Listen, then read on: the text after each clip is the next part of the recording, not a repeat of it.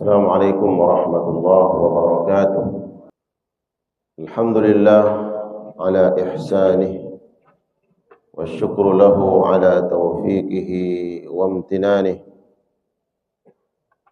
Asyhadu an la ilaha illallah wahdahu la syarika lah wa asyhadu anna Muhammadan abduhu wa rasuluh.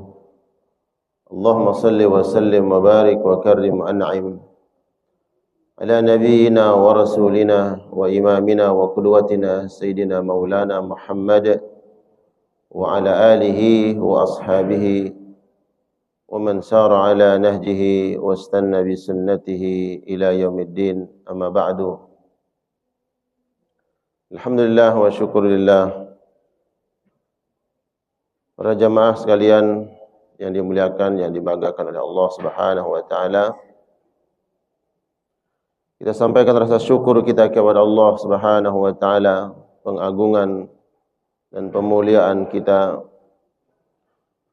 kepada Allah Jalla Jalaluh atas taufik, hidayah, nikmat karunia yang Allah Subhanahu wa taala senantiasa curah limpahkan untuk kita semua di dalam kehidupan ini.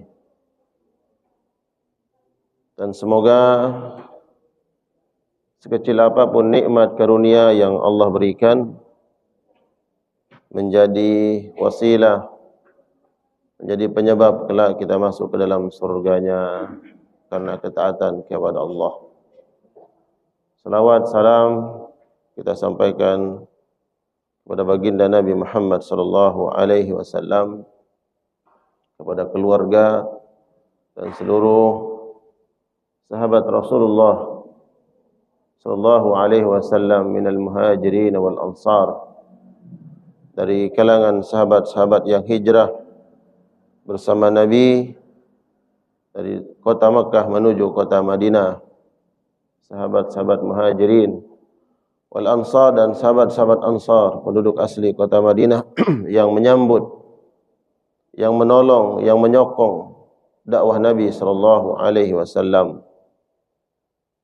Kita berharap Allah Subhanahu wa taala memberikan kekuatan kepada kita semua untuk mengikuti langkah perjuangan dan kebaikan mereka, dan Allah golongkan kita semua bersama mereka, orang-orang mulia minan nabiyyin was-siddiqin wasyuhada'i was-salihin, dalam surga Firdausil A'la. Amin ya rabbal alamin.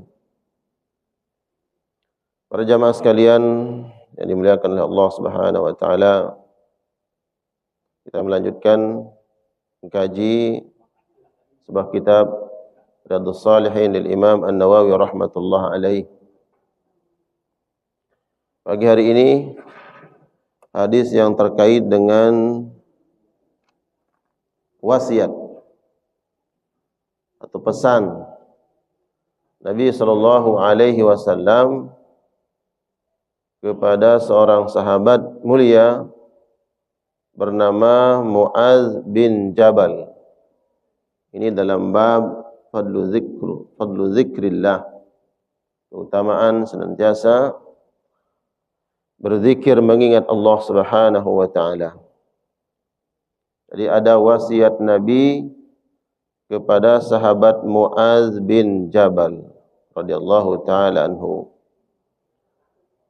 Dan wasiat ini sesungguhnya bukan terkhusus hanya kepada sahabat Mu'adz. Karena kalau hanya untuk Mu'adz bin Jabal, maka kebaikan ini akan terhenti hanya sampai kepada beliau, yaitu sahabat Mu'adz.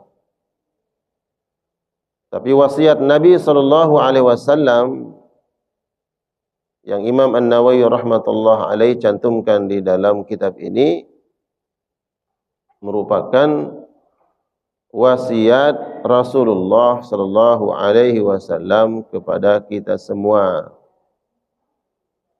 kepada seluruh umat Nabi Muhammad sallallahu alaihi wasallam. Jadi ini ada wasiat Maka kalau ada wasiat, ya harus kemudian kita jaga, dipelihara, dilestarikan kebaikannya. Sehingga kebaikan-kebaikan itu terus mengalir, karena ini datang dari Rasulullah sallallahu alaihi wasallam. Jangankan wasiat dari Nabi, manusia yang mulia, yang pasti wasiatnya menghadirkan, mendatangkan kebaikan. Bahkan wasiat dari orang tua kita pun dalam syariat ini kita dianjurkan, kita diperintahkan untuk menjaga, mengamalkan, melestarikan apa yang diwasiatkan oleh orang tua berupa kebaikan. Nah, terlebih ini adalah wasiat Nabi Muhammad sallallahu alaihi wasallam.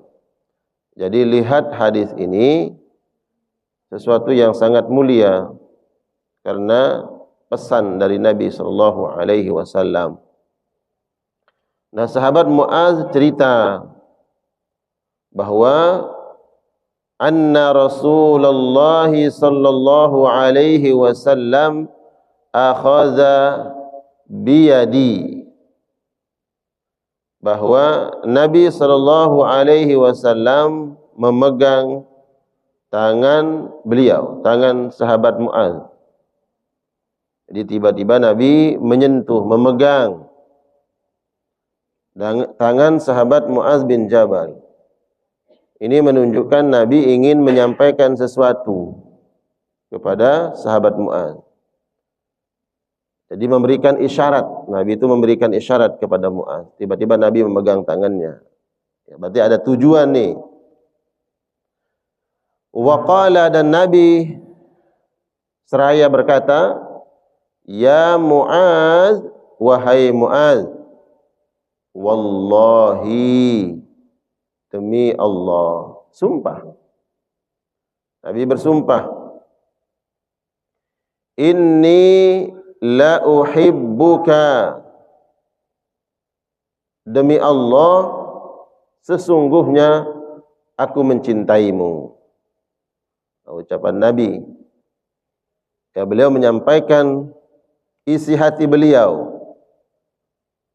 Nabi menjelaskan kedudukan sahabat Muaz pada diri Nabi sallallahu alaihi wasallam. Dan ini disunnahkan juga, ya. Dalam sebuah hadis Nabi menyebutkan bahwa kalau kita mencintai saudara kita, saudara sesama muslim, sampaikan, ya, kita mencintai saudara kita karena Allah Subhanahu wa taala.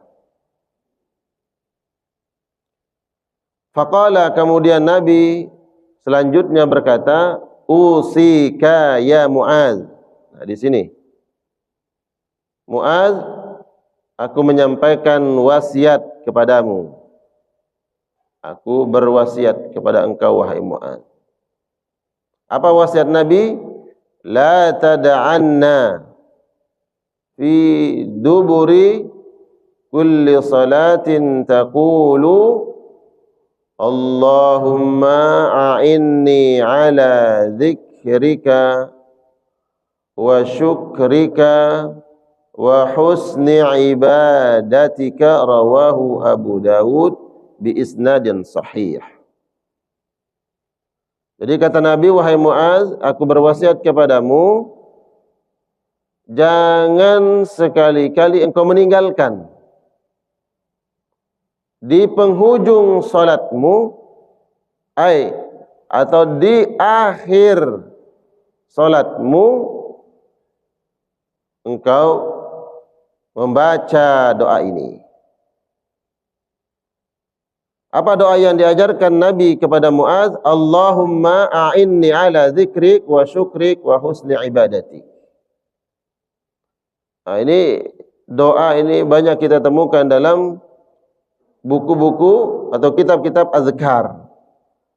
kitab-kitab yang diajarkan teks-teks untuk kita baca ketika zikir kepada Allah Subhanahu wa taala. Ataupun dalam bab-bab tentang keutamaan atau fadilah zikrullah, berzikir. Jadi ada pesan Nabi sallallahu alaihi wasallam dan ya selayaknya ni kita hafal doanya. Doanya singkat, ya mudah. Ada tiga poin yang diajarkan oleh Nabi. Allahumma a'inni ala zikrik wa syukrik wa husni ibadatik. Dan doa-doa yang diajarkan yang bersumber dari Nabi sallallahu alaihi wasallam tentu memiliki keutamaan-keutamaan, fadilah-fadilah yang lebih besar, lebih utama dibandingkan doa-doa yang dikarang oleh siapapun. Apakah itu ulama masyhur, habaib masyhur, guru masyhur? Tentu apa yang diajarkan, yang diwasiatkan, doa-doa dari Nabi itu lebih utama. Karena banyak buku-buku doa ya yang dikarang, yang ditulis oleh para ulama, para guru, para habaib. Boleh enggak kita baca? Boleh, silakan. Yang namanya doa, ya silakan selama doa itu memang tidak tercampur dengan ya muatan-muatan meminta kepada selain Allah, yaitu kesyirikan. Boleh, jenis apapun doa silakan kita baca. Namun saya selalu mengingatkan prioritaskan ya doa-doa yang bersumber dari Al-Quran dan As-Sunnah. Ya. Dan biasanya doa-doa itu singkat-singkat. Dan itu bentuk ya kemudahan dalam syariat ini. Kemudahan yang diajarkan oleh Nabi. Doa-doa itu singkat-singkat yang diajarkan oleh Nabi sallallahu alaihi wasallam. Seperti doa ini, Allahumma inni a'inna ala zikrik wa syukrik wa husni ibadatik. Doa Al-Quran, Rabbana atina fid dunya hasanah wa fil akhirati hasanah wa qina adzabannar. Itu doa-doa yang ma'thur, yang warid dari Al-Quran dan sunnah. Ya. Kalau kita lihat terjemahnya, artinya doa ini mengandung ada 3 poin yang diajarkan Nabi sallallahu alaihi wasallam. Kita meminta pertolongan kepada Allah agar kalbu kita ini, hati kita selalu terpaut dengan Allah Subhanahu wa taala. Agar hati ini selalu terkoneksi, terhubung dengan Allah. Ya. Makanya kemudian Umar mengatakan, "Alaikum bi dzikrillah fa innahu dawaun lil qalbi."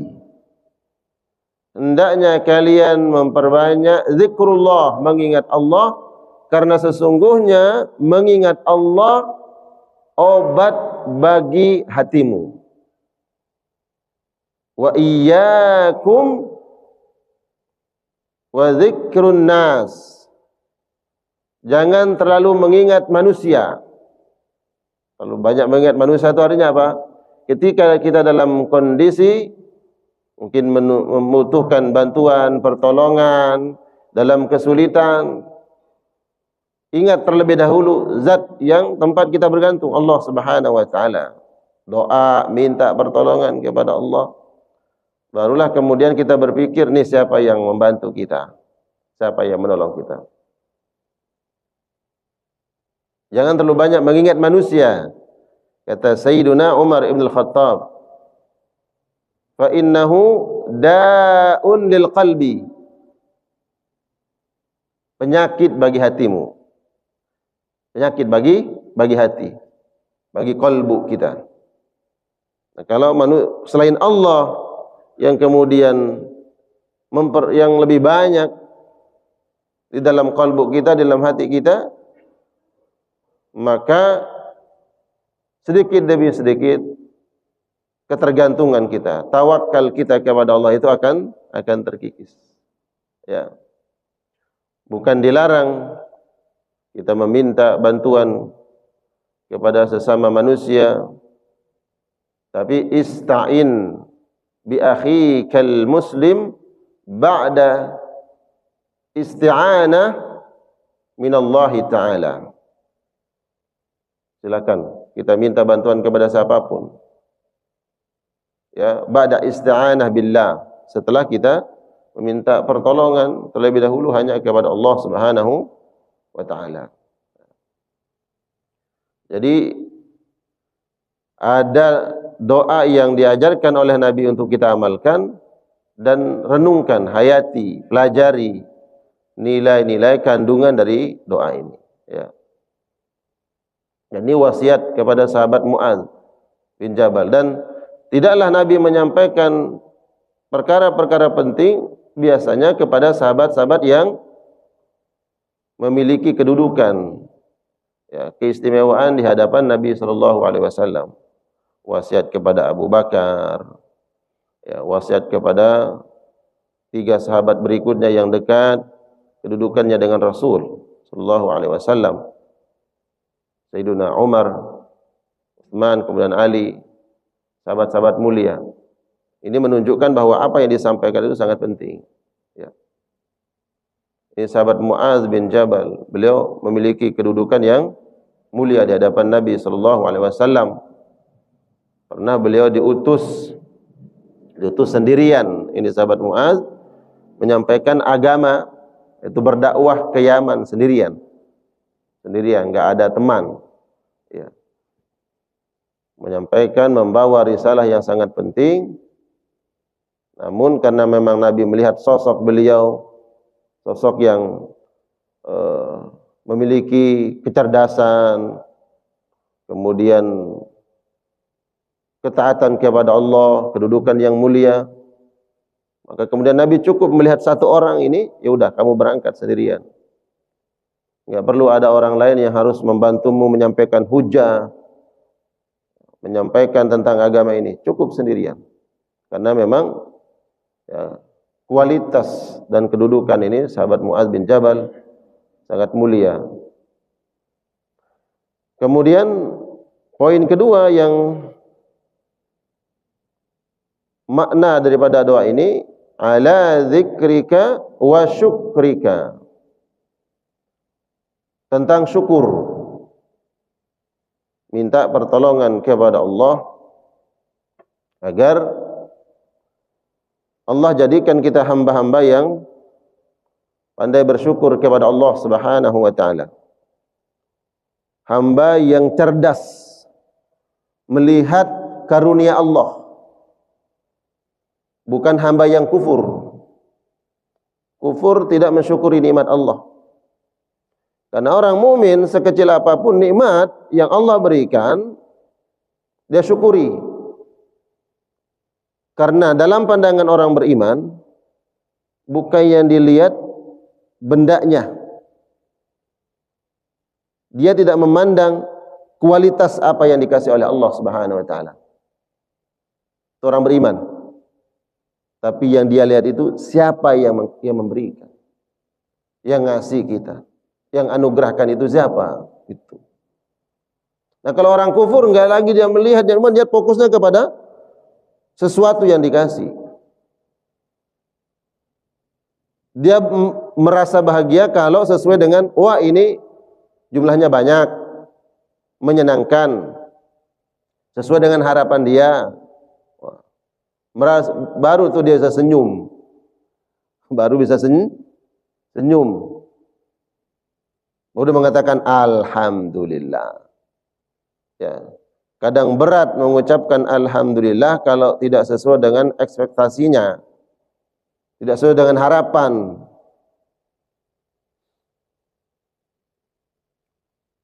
Padahal nikmat itu akan memenuhi kalbu hamba-hamba Allah, ya, bila mana dia melihat, memandang yang memberikan adalah Allah Subhanahu wa taala.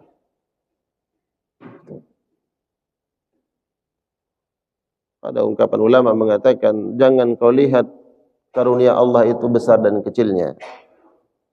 Karena bila itu menjadi titik fokus kita, maka kita sulit untuk mensyukuri nikmat Allah.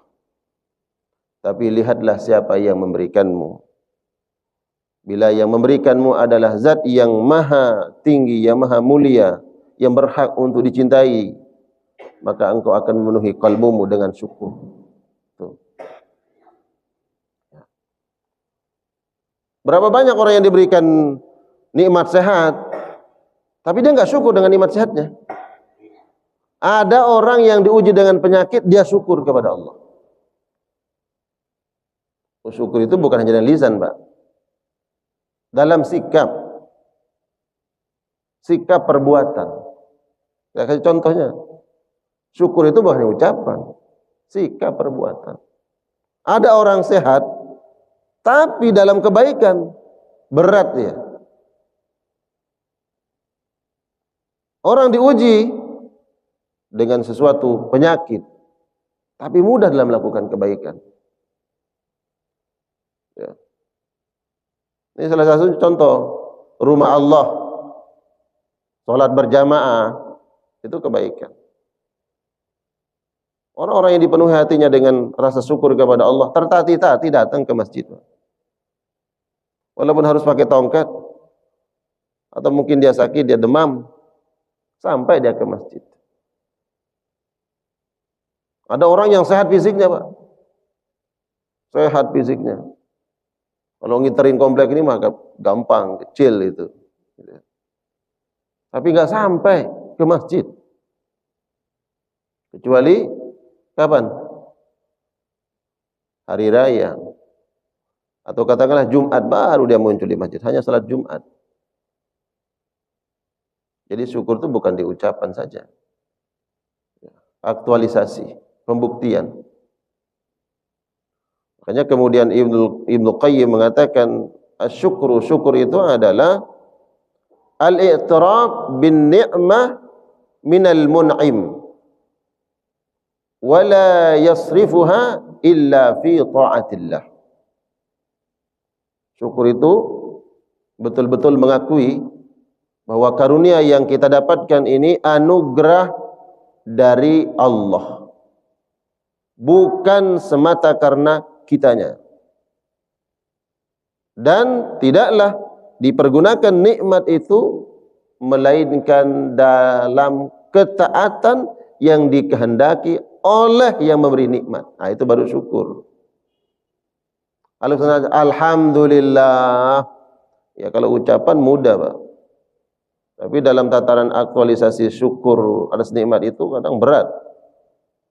Sehingga makanya kemudian disebut oleh ulama bahwa tidaklah digunakan nikmat itu melainkan pada yang dikehendaki oleh yang memberi nikmat.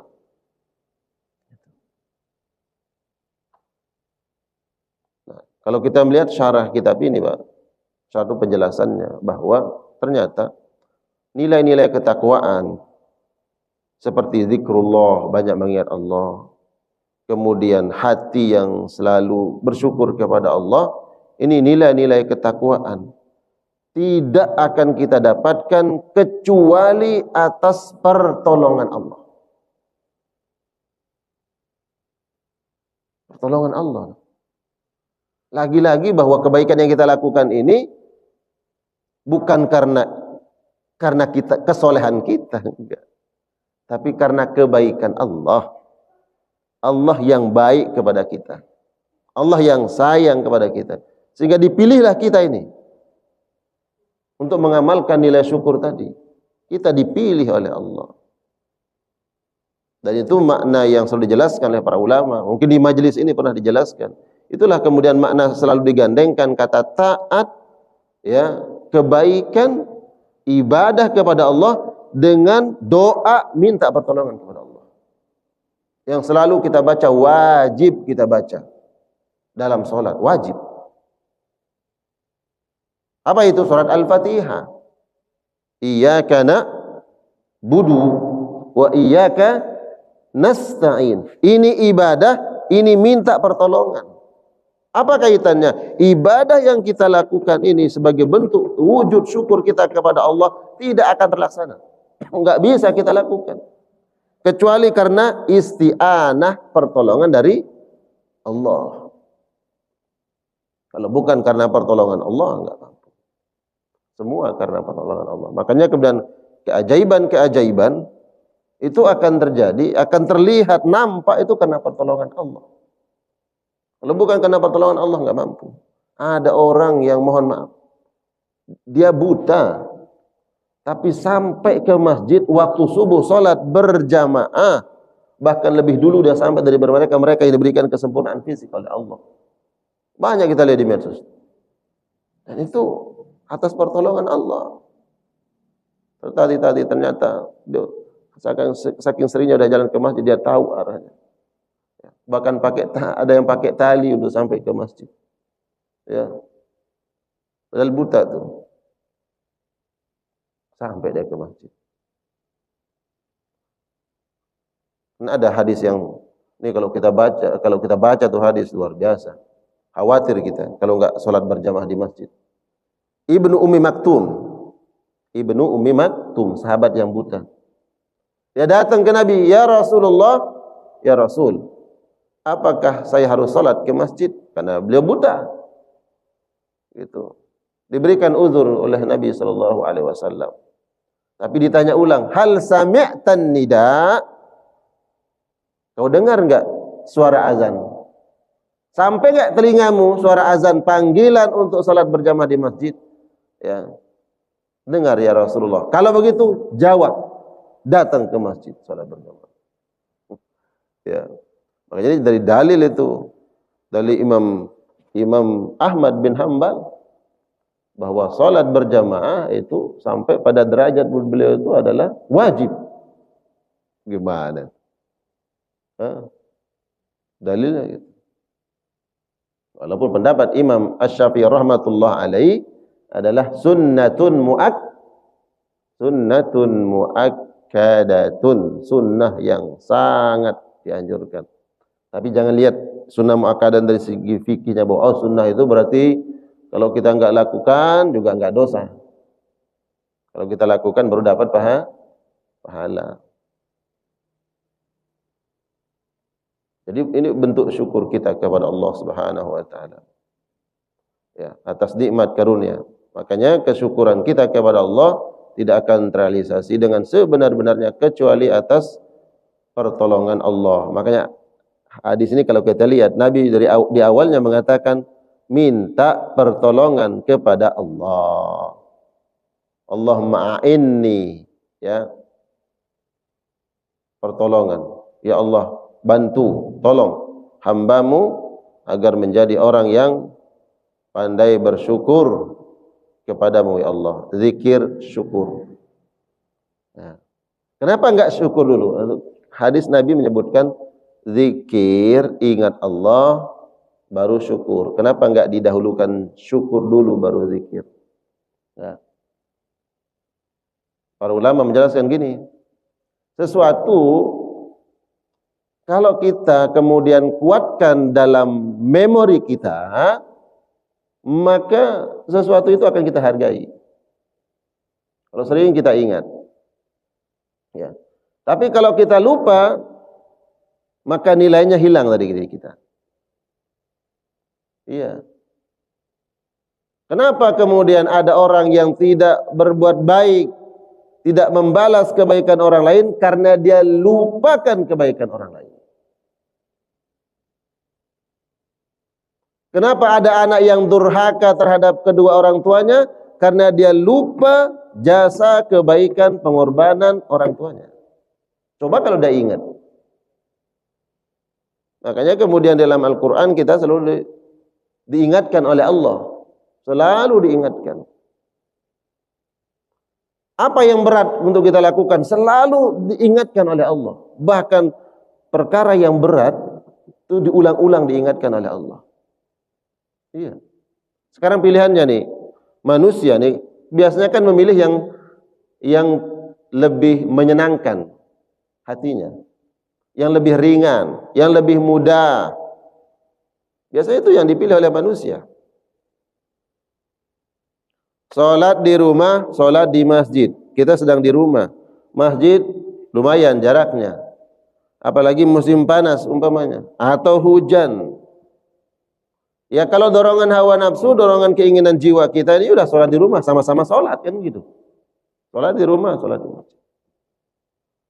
Karena ini banyak pilihan manusia selalu diingatkan oleh Allah. Selalu diingatkan. Dari mana syariatnya diingatkan? Azan. Allahu Akbar, Allahu Akbar. Coba nggak ada syariat azan. Pokoknya sholat zuhur itu jam 12 umpamanya. Dan waktu-waktu yang sudah ditentukan. Tapi nggak ada syariat azan. Ya kan? Ya manusia ya udah banyaknya di rumah. Disyariatkan azan itu diingatkan manusia. Diingatkan. Ya. Qomat pelan suara qomat. Tapi kalau azan, oh dilantangkan, dikencengkan suaranya. Biar nyampe tuh.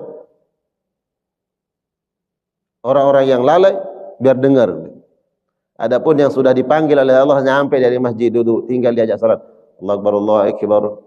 Ya kan? Asyhadu la ilaha illallah, asyhadu anna Muhammadar hayya 'alal falah. Qad qamatis shalah, qad qamatis shalah. Allahu Akbar, Allahu Akbar, la ilaha illallah. Pelan-pelan enggak apa-apa, qomat pelan-pelan. Ya.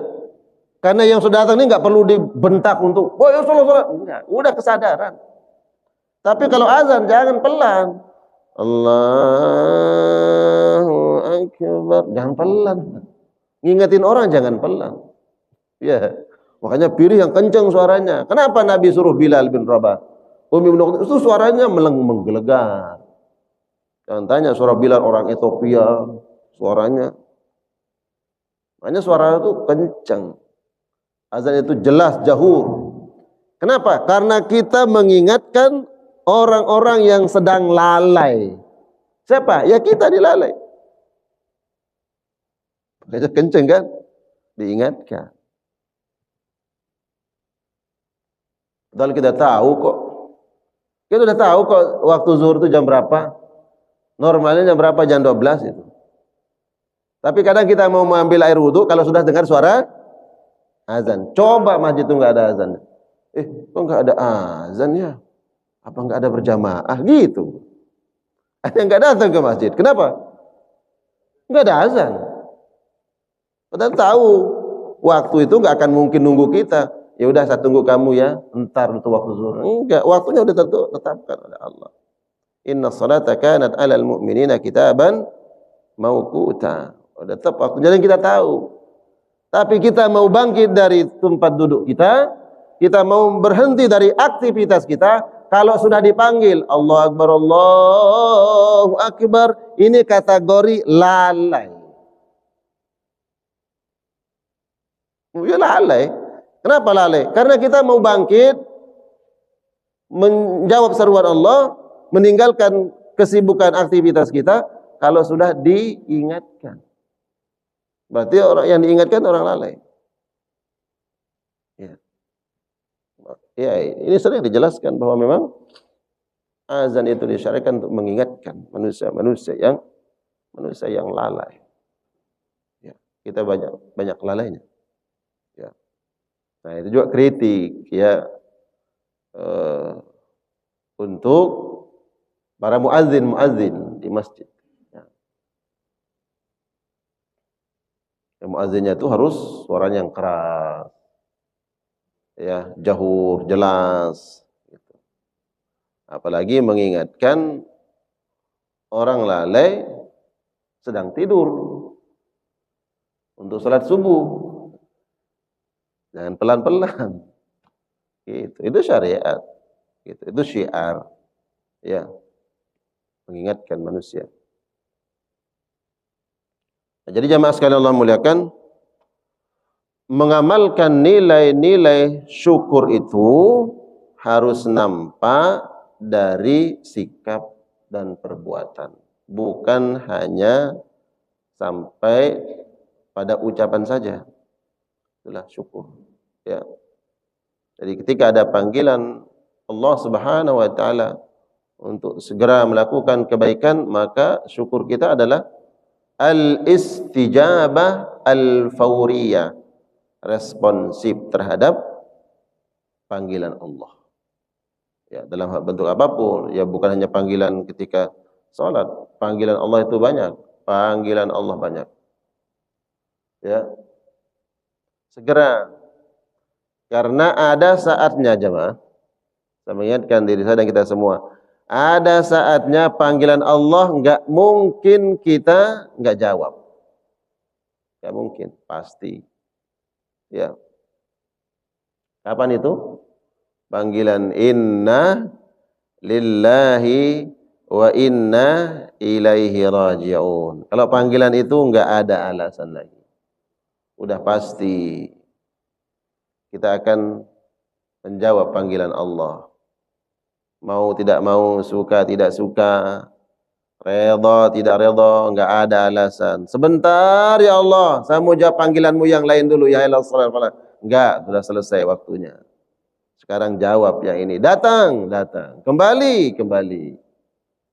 Nah, jadi biar nanti mudah kita merespon panggilan Allah yang pasti itu, yang terakhir itu, dengan senyuman, dengan kebahagiaan, bahkan rindu segera berjumpa dengan Allah, maka cepat-cepatlah respon panggilan Allah di panggilan sebelum panggilan nanti kita inna lillahi wa inna ilaihi raji'un. Ya. Ada konten-konten yang kadang lucu tapi nilai dakwah. Salatlah datang ke masjid secara berjamaah. Berdirilah dengan khusyuk di belakang imam. Jangan sampai ya sekali-sekalinya datang ke masjid ternyata berada di depan imam. Gimana ceritanya? Ya enggak pernah datang ke masjid salat berjamaah, enggak pernah berdiri di belakang imam. Sekali-kalinya datang ke masjid ternyata luar biasa kedudukannya di depan imam. Kapan tuh? Hah? Disolatin. Ya, disolatin depan imam dia. Bahkan istimewa, orang berdiri dia berbaring. Diistimewakan, silahkan. Boleh kamu berbaring. Ya. Jadi akrabkan diri kita dengan rumah Allah, biar enggak kaget nanti. Sekali-kalinya nanti pas dibawa ke masjid, "Dia mau kemana ini? Dibawa kemana?" Pas masuk masjid, masjid enggak kenal dia. Ini siapa nih? Jamaah ini kan enggak pernah muncul nih. Enggak pernah kelihatan. Lewat sih iya, kayaknya pernah gitu. Lewat di depan masjid. Tapi sekali-sekalinya ke masjid, masjid enggak kenal dia. Oh, silakan, karena dia pertama kali silahkan. Istimewakan dia.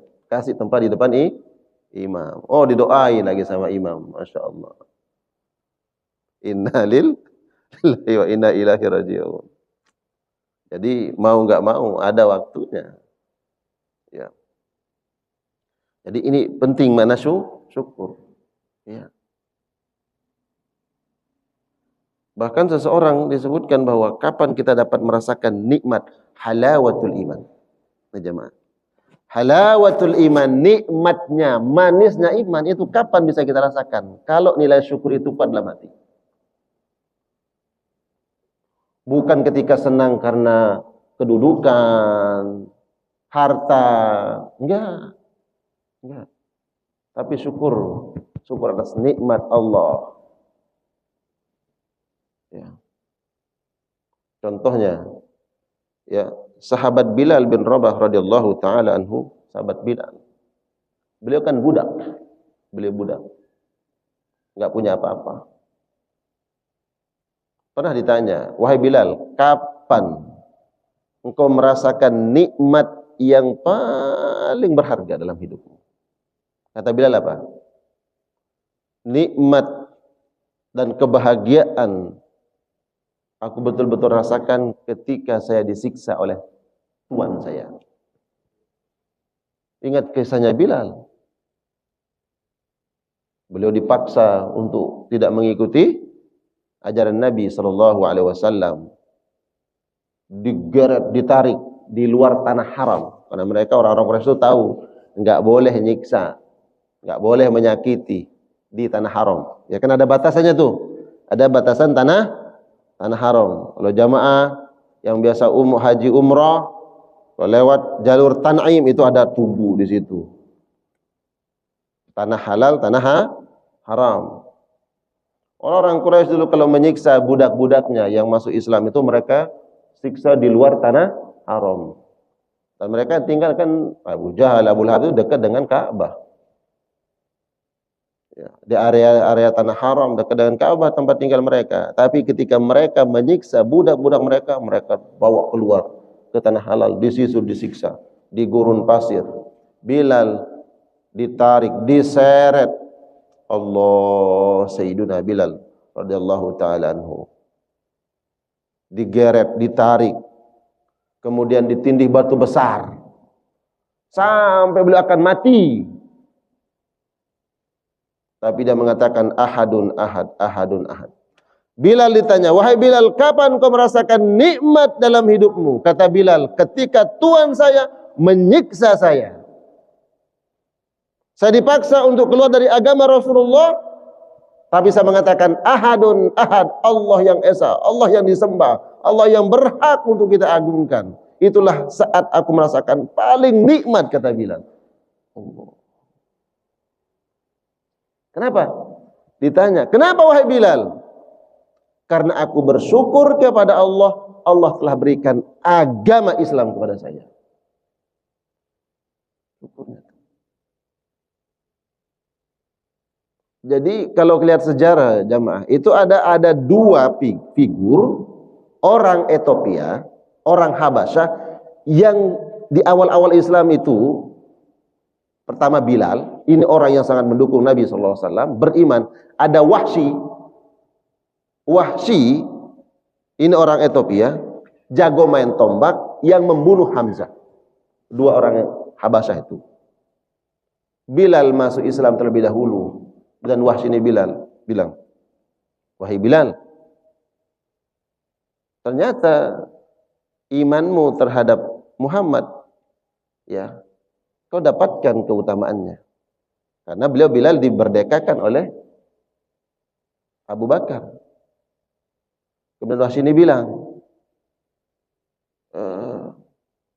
udah, karena kamu sudah merdeka, udah nggak usah ngambil resiko lagi. Kamu dakwah selama, karena diintimidasi, disiksa. Udah, kamu diam-diam aja. Kita kok bukan orang sini. Kita bukan orang Mekah, kita orang Ethiopia, orang Habasyah. Udah, kamu cari aman aja. Ya masih ada rasa persahabatan, tapi ini masih kafir nih. Apa kata Bilal? Fa kaifa ahmadullah alladzi hadani lil Islam.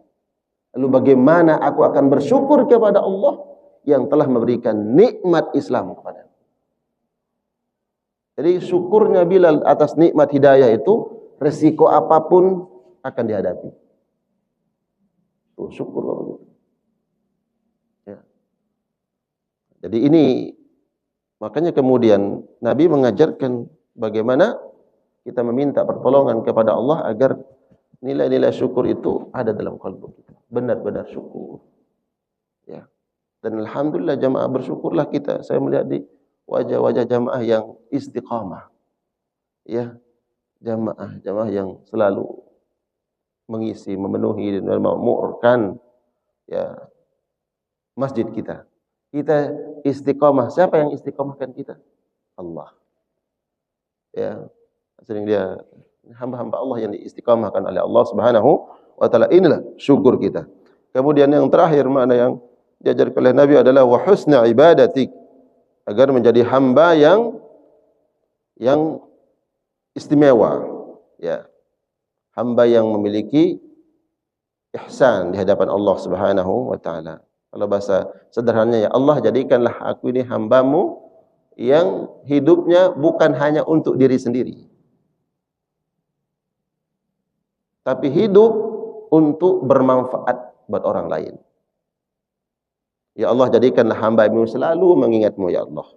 Ya Allah, jadikan hamba-Mu pandai bersyukur kepadamu, ya Allah. Ya Allah, jadikanlah hamba-Mu ini bukan hidup untuk diri sendiri saja, tapi hadirkan hamba di dunia ini menjadi penyebab orang lain mendapatkan manfaat. Itu. Dan itu yang ditampilkan, yang kita baca dalam sejarah kehidupan para sahabat Nabi SAW. Hidup bukan hanya untuk mencari kepentingan diri sendiri, baik untuk kepentingan dunia ataupun akhirat. Enggak. Makanya disebutkan oleh para ulama bahwa kalau kita mensyukuri nikmat Allah atas hidayah, atas kebaikan, atas nikmat Islam yang kita dapatkan, maka jangan menikmati kebaikan itu hanya untuk diri sendiri. Tapi bagaimana kebaikan itu juga dirasakan oleh orang lain. Nah, di sini kemudian dibahas tentang dakwah. Dakwah itu mengajak orang lain, menyeru manusia untuk menikmati dan merasakan nikmatnya iman yang sudah kita rasakan. Itu. Makanya kasus Bilal yang tadi kata Wahsy, udah kamu cari aman saja, nggak usah ikut dakwah-dakwah. Kalau Abu Bakar dakwah, dia punya keluarga besar di Mekah, siap keluarganya untuk membela dia. Umar berdakwah, dia tokoh, banyak keluarganya, banyak kabilahnya yang membela dia. Kalau diserang, disakiti oleh ini itu orang Quraisy, banyak keluarganya yang bela dia. Utsman berdakwah, dia orang kaya, tokoh di Mekah, banyak belanya. Kamu Bilal, kita siapa di sini? Kamu ikut-ikutan dakwah, akhirnya kamu dicambuk, kamu dicaci maki, dilempari. Kata Bilal, enggak. Bagaimana aku bersyukur kepada Allah? Sedangkan sudah merasakan nikmatnya iman ini, harus dirasakan oleh orang lain. Maka kata Bilal, dan yang paling dekat denganku adalah kamu, wahai Wahsy. Kita sama-sama orang Ethiopia, orang jauh. Dan saya sudah merasakan nikmatnya Islam. Ayo kamu masuk Islam. Tak ajak kamu. Tapi kata Wahsy, aku tidak punya hajat terhadap apa yang kamu ajak itu. Jadi, wa husni ibadatik ini dijelaskan oleh para ulama, artinya adalah kita berupaya kemudian menjadi sosok pribadi yang menghadirkan manfaat untuk orang lain. Jadilah kita wasilah, orang lain mendapatkan manfaat. Semua harus berpikir seperti itu, apalagi untuk agama. Bukan kemudian kita mendapatkan manfaat. Kalaulah ada manfaat yang kita dapatkan, itu karunia Allah, itu kebaikan Allah. Tapi seorang muslim hendaknya berpikir bahwa hendaknya dia menghadirkan manfaat untuk orang lain. Ada slogan-slogan seperti ada slogan organisasi besar di Indonesia, organisasi keagamaan, ya, jangan berpikir mendapatkan sesuatu dari organisasi kita, tapi berpikirlah bagaimana memberikan kontribusi untuk organisasi kita. Jangan berpikir mendapatkan apa dari agama ini, tapi berpikirlah apa yang kita berikan untuk agama kita. Nah, itulah yang diajarkan oleh Bilal bin Rabah itu, ya. Baik, jemaah sekalian Allah muliakan, ini satu hadis yang mudah-mudahan menginspirasi kita, ya, untuk menjadi orang-orang yang menghadirkan manfaat untuk orang lain. Waktu sudah terbit belum? Terbit 4:09. Baik, sudah 5 menit lebih dari isyraq. Ada yang ingin ditanyakan terkait tema ini?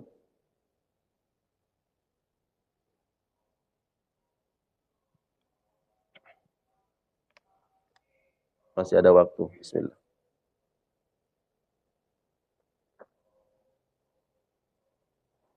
Jadi salat sunnah isyraq nanti sekitar 2 atau 3 menit lagi. Baik. Jadi untuk menunggu waktu isyraq jamaah, saya selalu sampaikan bahwa tentang doa, ya. Doa ini mau kita baca secara berjamaah atau munfaridan sendiri-sendiri, itu jangan jadi pertengkaran. Ya, yang mau baca sendiri-sendiri silakan, atau ada yang berjamaah silakan. Ya. Mana yang lebih sreg di hati kita, karena semua ada dalilnya. Ya. Dan hadis ini tentang doa itu pun ada ikhtilafnya. Kapan dibaca?